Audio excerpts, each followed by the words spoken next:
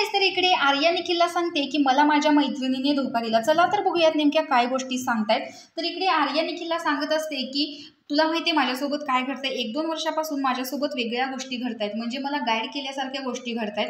जे माझ्या आयुष्यात घडणार असतं ते मला अगोदरच समजतं, स्वप्नामध्ये असेल किंवा मी दिवसभरात विचार करते त्यातून असेल.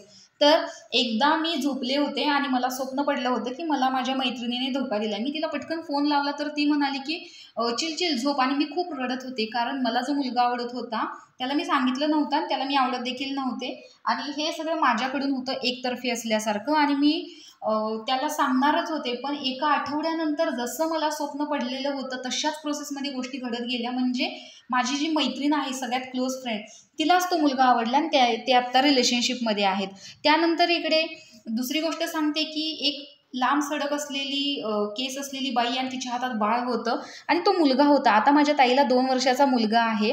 तर ती बाई म्हणजे माझी ताईच होती.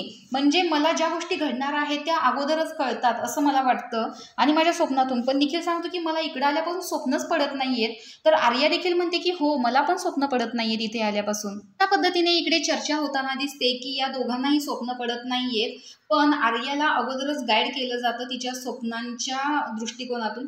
तर तुम्हाला याच्यावरती विश्वास आहे का, हे कमेंट बॉक्समध्ये नक्की सांगा. अशाच व्हिडिओसाठी आपल्या चॅनलला सबस्क्राईब करा. तोपर्यंत बाय बाय.